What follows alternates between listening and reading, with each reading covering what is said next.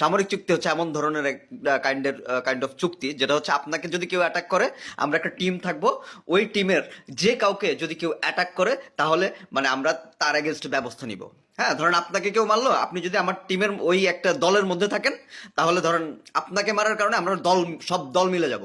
আবার আমাকে যদি কেউ মারে, তখন আপনি সহ পুরো দল মিলে আমাকে আপনারা সেভ করবেন।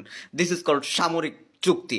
হ্যাঁ, সো এই ধরনের কোনো চুক্তি আমরা চায়নার সাথে করতে মানে যে করব, মানে এই ধরনের একটা ইনিশিয়েটিভ, এই হাদিকে মৃত্যুর উপর ভিত্তি করে এই ধরনের কার্যকর কোনো ইনিশিয়েটিভ নিব না।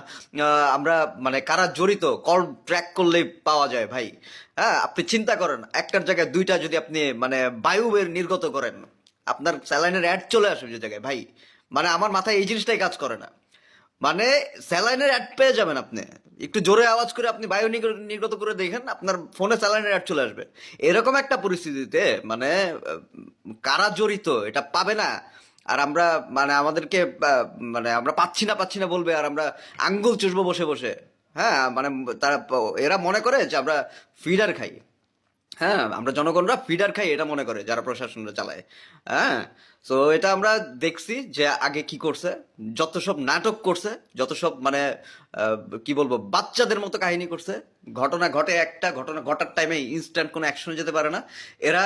মানে কি বলবো, এদের বলার রুচি নাই আমার। হ্যাঁ, হাদি হত্যার বিরুদ্ধে মানে প্রতিবাদের জন্য আমরা ইন্ডিয়াকে বয়কট করব। আমরা চায়না, পাকিস্তান, অন্যান্য যারা আছে তাদের সাথে আমরা সামরিক চুক্তি করব। এমন মানে দেশের সাথেই যাব যারা আমাদেরকে ভাই মনে করে, যারা আমাদেরকে চাকর মনে করে না, তাদের সাথেই যাব। সেটা যদি ইন্ডিয়া হয় তাহলে ইন্ডিয়ার সাথেই যাব। ইন্ডিয়া হতে পারবে না, মোদি যে কয়দিন আছে ইন্ডিয়া হতে পারবে না। হ্যাঁ, উগ্র হিন্দুত্ববাদ যে দিন আছে, ওই গরুর ওই কি বলে ওই পায়খানা যতদিন খাবে ততদিন ওরা পারবে না। ওরা যেদিন থেকে ওরা সেদিন থেকেই পারবে, আহ, যেদিন ওরা গরুর পায়খানা প্রস্রাব এগুলো খাওয়া বাদ দিবে। একদম সোজা বাংলা কথা। আমি সরি ইন্ডিয়ান যারা ভাই, আপনারা অনেকেই বাংলাদেশের মানে স্বাধীনতা সার্বভৌমত্বের পক্ষের আপনারা অনেকেই লড়াই করেছেন, আমি তাদেরকে সম্মান রেখেই বলছি। সবাই ইন্ডিয়ার সবাই আমাদের শত্রু না, শত্রু হচ্ছে ওই গুটি কয়েক যারা হচ্ছে মানে আমাদের মধ্যে বিভেদ সৃষ্টি করে। যাই হোক, হাদি প্রসঙ্গে যদি বলি, হাদি প্রসঙ্গে ভাই আমরা ঘরে ঘরে সবাই একটা করে হাদি চাই। না, হাদি হেরে যায়নি, হাদি হাদি জিতে গেছে, কিন্তু আমরা চাই যে এমন একটা পরিস্থিতি যেখানে আমরা হাদির মতো আমরা হব না। আমাদের সারাউন্ডিংসে কারা কাজ করছে, আমাদের আশেপাশে কারা আছে, আমরা প্রত্যেকটা সময় সিকিউরিটি নিয়ে থাকবো।